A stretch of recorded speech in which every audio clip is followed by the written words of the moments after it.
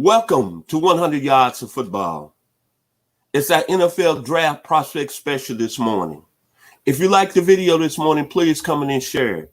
I'm your host, Vincent Turner. And joining me today, he's been away for 2 weeks, but we're bringing him back. He's a very talented young man. He knows this game at the highest level. His name is Daniel Kelly. He served under the New York Jets when Bill Parcells and Bill Belichick was the head coach. And he has a book out, Whatever It Takes, one of the best Amazon sellers that's going on the market right now. Let me show it to you. But I love my young man because he knows all about football. And let me correct something here. When Mr. Bill Parcells was the head coach and Mr. Bill Belichick was his defensive coordinator, and this young man was with the New York Jets at that time, and he was a final candidate for the Cleveland Browns GM job in 2017.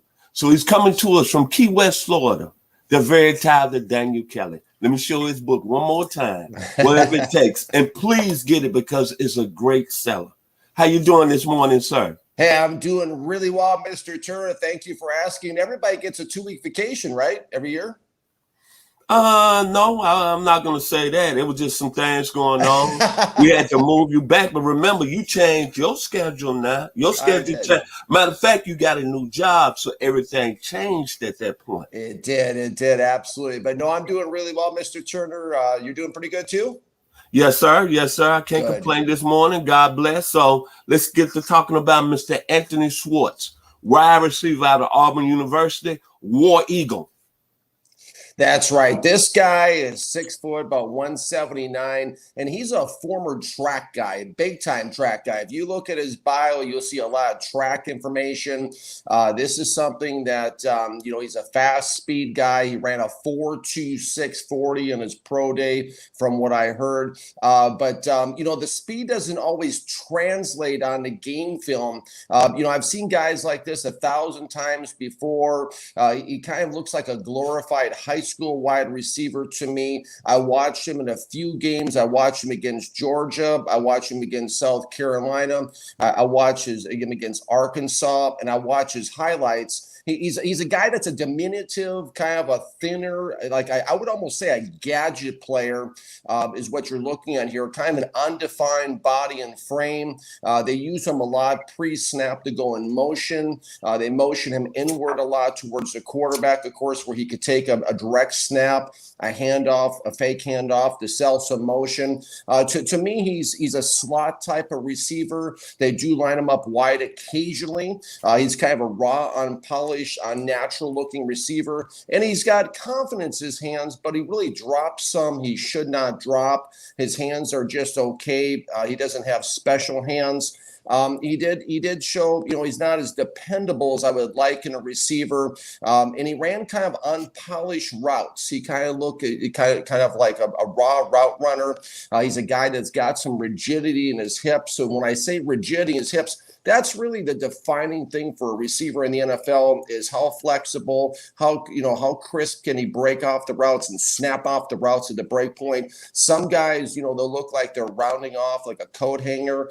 Those guys get killed by defensive backs in the NFL. Quarterbacks get killed by guys like that. You need a guy that can snap it off at the break point. And he's not that guy. He kind of has a little bit of roundedness in his route running.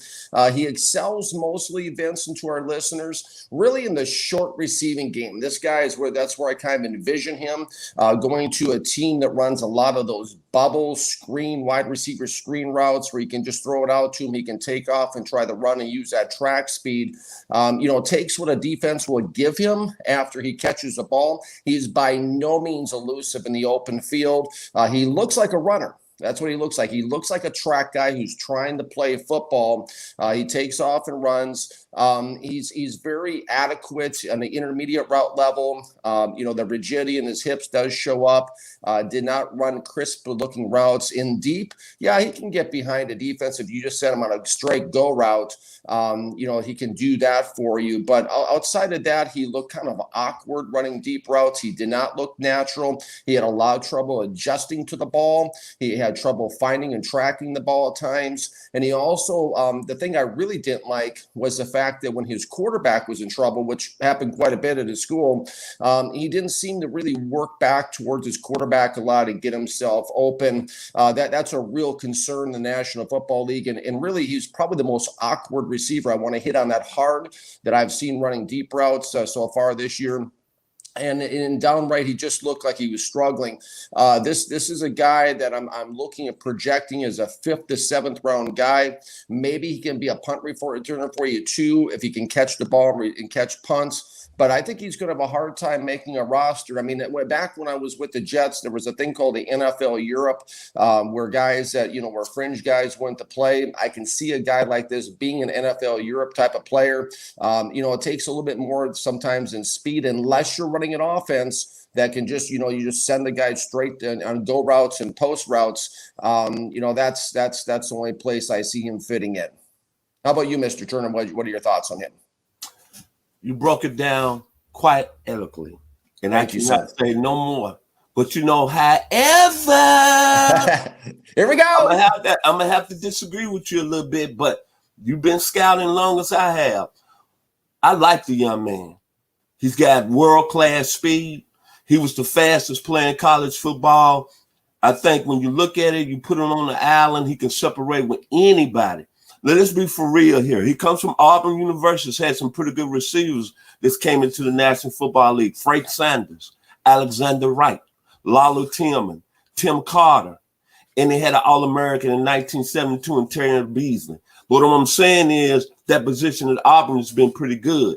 But the one thing that I think people need to understand is that the reason Mr. Schwartz probably struggled, and you put on some good points, they had poor quarterback play, man. Bo Nix did not play well his freshman year.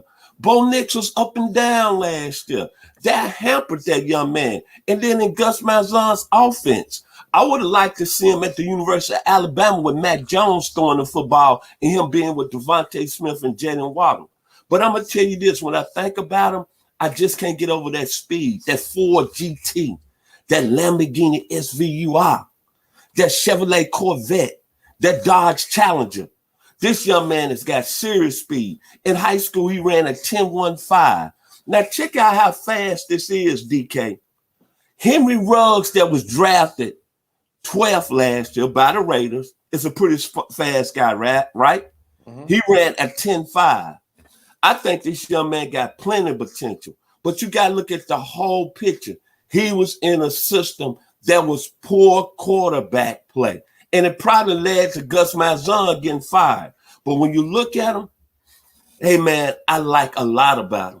If he gets to a team in the right system, I think he's going to be a fine football player.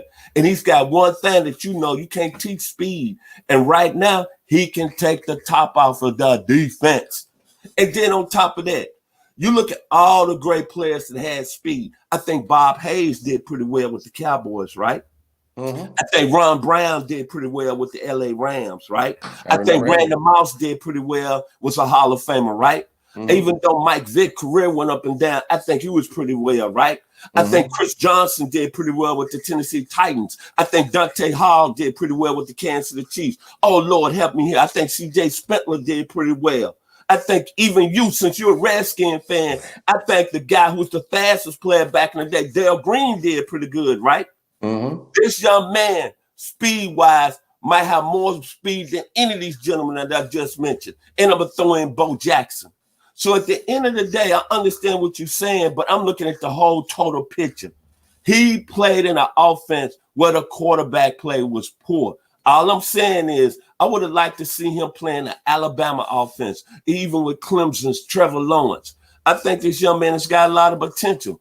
And then he went to American Heritage High School in Plantation, Florida. Played under Patrick Surtain Sr. His son right now is knocking at the door of being one of the top corners drafted, maybe the first corner. But think about this. When he comes from a school that produced Brian Burns, who's right now at Carolina. Sonny Michel right now that's with, the New England Patriots. Help me out. Isaiah McKinnon, go Dogs, that's with Buffalo.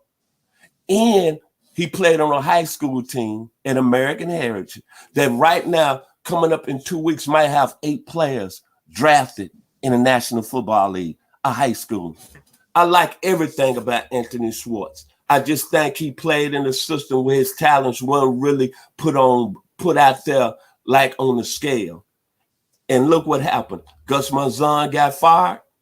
And you know yourself, everybody, even our producer Logan Landers, because we down here, we're football country, down here in Metro Atlanta, Bo Nix struggled. Poor quarterback play. So that being said, I love Mr. Anthony Schwartz. I think if he gets to a system, of course, DK, he's got to have a lot of coaching. There's no question about it. He's very raw. But this young man, from a speed standpoint, and the gentleman I just named, they made tremendous impacts in the National Football League. War Eagle. Final words on Anthony Schwartz, Mr. DK Daniel Kelly. Well, Mr. Turner, you bring up a lot of good points. I feel like we're in a courtroom, and I feel like I have a closing argument to make now. This is a guy that, to your point, Mr. Turner, I mean, if Al Davis may come out of the grave for this guy. I mean, he would go, he always loved those speed guys that can just go deep. You're right. You hit on something very important. He's got to end up in the right system. He has to end up in his system. I mean, this guy could be a perfect decoy where he can clear things out or run deep and carry a defensive back in a corner with him deep. But it just, to me, he really strikes me as an unnatural. It does not look like he was born to play at wide receiver. He looks like a track guy trying to play football. That's a concern to me. To your point, I mean, yeah, speed kills. It's all about speed. You put this guy in artificial turf, he can run. And that's the perfect place, like I said, to take a guy like this in the 5th to 7th round. It's not going to hurt you too bad. You bring him in the camp, see what he can do. He'll play somewhere probably, but again, to your point, he's got to end up in the right system. He's got to end up in either a system that sends the receivers deep all the time, or he needs to end up in a system where they want a gadget player and they run a lot of those wide receiver screen plays. You can put him in a slot. You can just throw it out to him in a slot, and he can take off and try to run and beat some people with his speed that way. But it's got to be the right system. That's going to be key for this guy, Mr. Turner. My final words on Anthony Schwartz is that you heard from the great scout himself, Mr. Daniel Kelly, and he brought us some good points. To me, maybe I'm getting a little happy because I like speed. And I remember this back in 1964, a young man won the Olympic gold medal in 100 meters in Tokyo, and he came out of Rains High School out of Jacksonville, Florida. His name was Bob Hayes. And I remember around that time, everybody was saying he was a track guy, didn't have good hands, but I think his career really went real well. Then I think about another young man right now that's taking off the charts with the Kansas City Chiefs. He was a 5th-round pick, Mr. Tyreek Hill. And one key question was about him, same with Mr. Schwartz. Hey, hands, great speed, but can he really fit in the system? I really feel, based on the fact, I'm just saying that Anthony Schwartz did not get good quarterback play at the University of Auburn. But it's the great Mars Day out of your hometown, the 612, Minneapolis, Minnesota, says, the color of success, I'm going to play to win. I don't think you want to bet against Mr. Anthony Schwartz. I think he's going to play to win in the next level in the 2021 NFL Draft. So if you like the video today, please come in and share it. I'm your host, Vincent Turner, and joining me as always, the very talented, the very handsome with his NFL hat on this morning, Mr. Daniel Kelly. Love the video, and y'all be blessed this week. Thank you for watching 100 Yards of Football. Take care and God bless.